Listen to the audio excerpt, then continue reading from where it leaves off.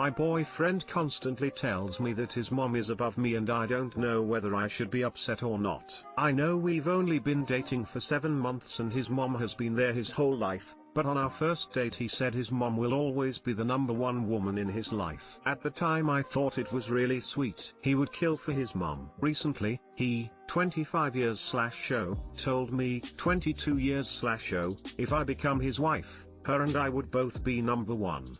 Equal. I was fine with that. Anyways, we were just talking on the phone and to end the phone call he says got to go talk to the most important woman in my life. This really hurt me. I want to cry but I understand a 7-month relationship can't compare to a relationship between a mother and son. He called 5 minutes after that and apologized for saying it, saying he shouldn't say that stuff unless I ask. I don't know what to think. Too long didn't read. Boyfriend, M25, consistently tells me, F22, his mother is more important than I am and I'm trying not to be upset.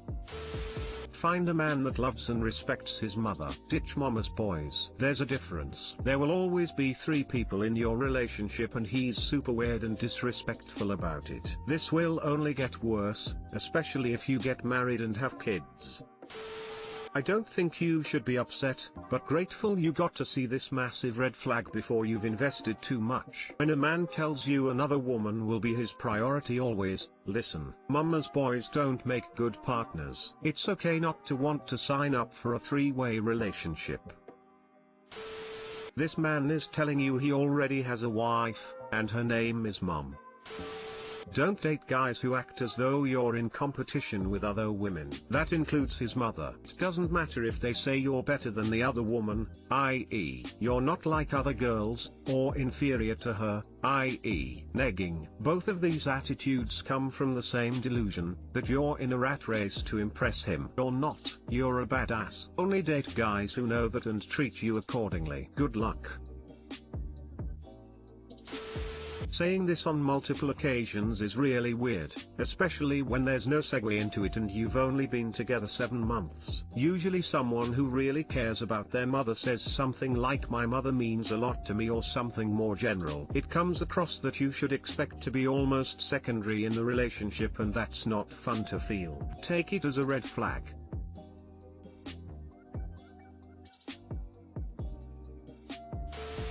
GF just never has anything to talk about. My 29, GF 27, is very nice, but she never initiates conversation or brings up any topics beyond how was your day. I can usually keep things going and get her talking, but it gets exhausting to always be the one to carry our interactions on my back. When I ask her about this, she just says, I have nothing to say. If I ask her questions or bring up topics, she seems to have plenty to say. But she just won't bring up anything on her own.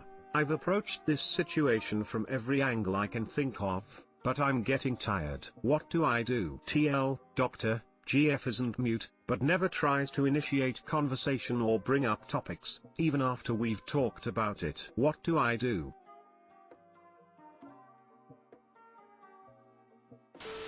So she will have a conversation, but she won't start it. It's not intellectual incompatibility then. I'm like your GF. It's not malicious and it's hard to change, because genuinely nothing comes to my mind as a proper conversation starter, unless I'm reminded of STH by circumstances. I'm an introvert, an only child, a loner who always managed on their own. I will have a conversation about almost any topic, but I value being able to sit in comfortable silence with my partner. Although after your post I'm wondering if it's a deal breaker for them.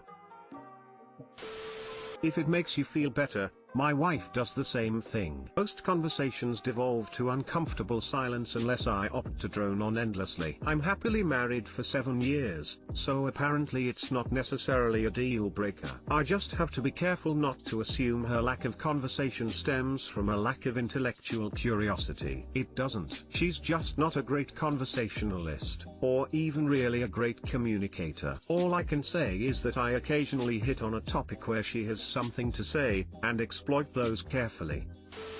There's nothing you can do. Some people are like this. Determine if it's a deal breaker for you.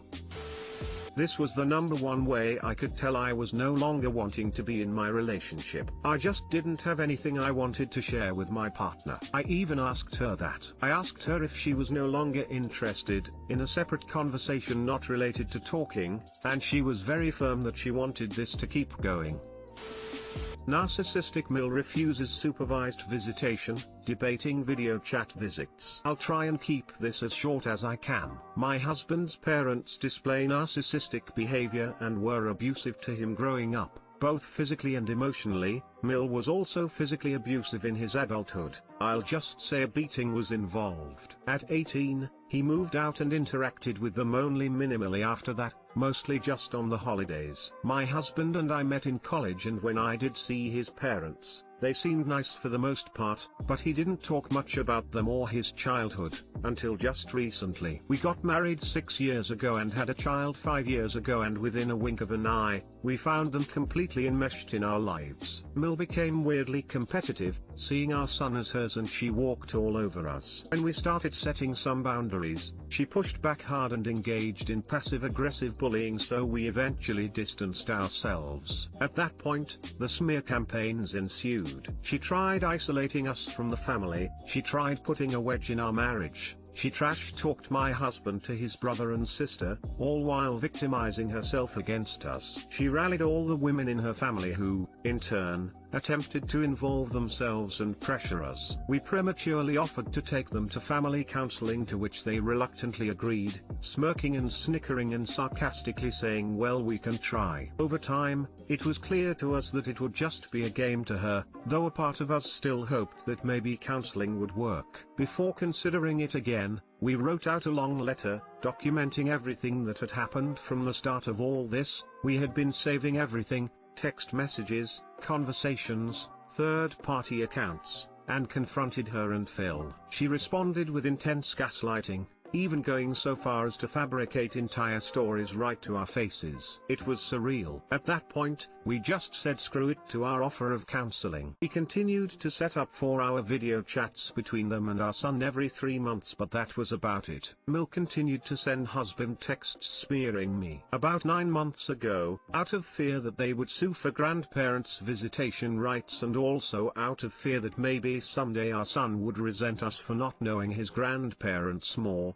I also personally feared that when our son turned 18, they would try and manipulate him and smear us. We offered them visits with our son with a counselor present, telling them these were baby steps. They went back and forth on it and then tried it once. They were required to sit with the counselor for a 20-minute session beforehand. After the visit was over, my husband asked Phil when they wanted to do it again. Phil said they didn't want to, and they didn't want to fork over money. We offered to pay half, $60, also they are rich. He also said the counselor told them they didn't need to be supervised. When we asked the counselor if his comment was true, he told us no. He never said that and stated he would never make that kind of assumption after talking with someone for only 20 minutes, so basically Phil outright lied. Phil then made a veiled threat about putting a wedge in our relationship with our son when he turned 18. Since then we have done a few video chats. During those video chats, they did the following: attempted to glean information from our son about how often he visits other relatives, stated over and over how they are his grandparents, made weird comments such as "look at your grandma,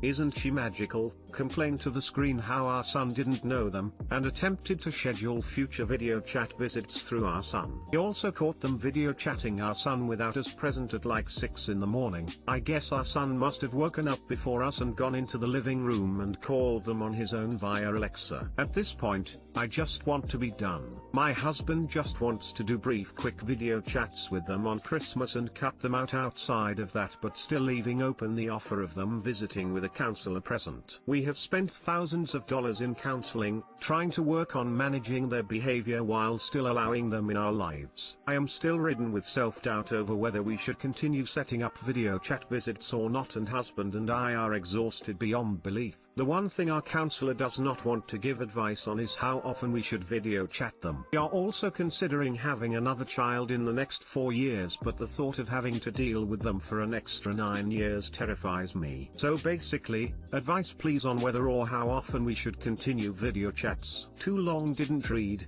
MIL has narcissistic tendencies. Phil is an enabler. We have offered supervised visitation, they rejected it and made threats about putting a wedge in our relationship with our son when he turns 18. Advice please, on whether/how often we should continue setting up video chat visits with our son.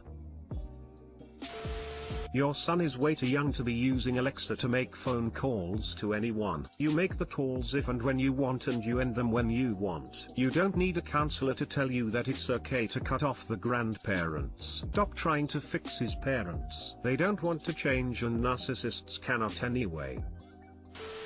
Cut them off for good. You are not unfit, and given her abuse toward your husband, her presence is not in the best interest of the child either, so she has no grounds for grandparents' rights. Save their texts, voicemails, emails, etc. that support how toxic she is. And live your life. Most folks here are wondering why you are still talking to them.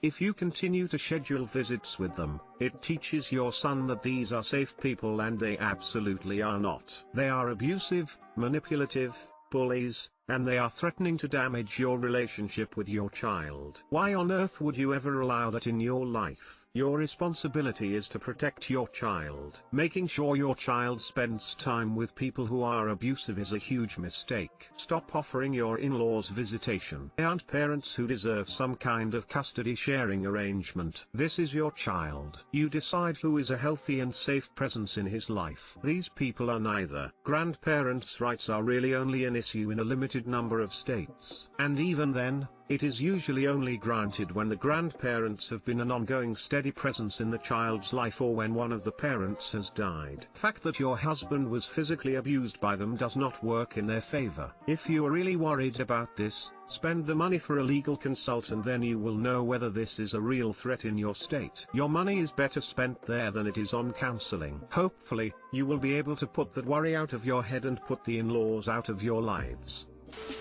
You need a lawyer ASAP. Figure out if they have any standing for grandparents' rights, since they vary by state. Although I can't imagine keeping these people in your lives. Also, my suggestion is to post in r/justnomil. You guys are exposing your son to abusers. They are making threats to put a divide between you and your son. Time to get rid of these toxic people.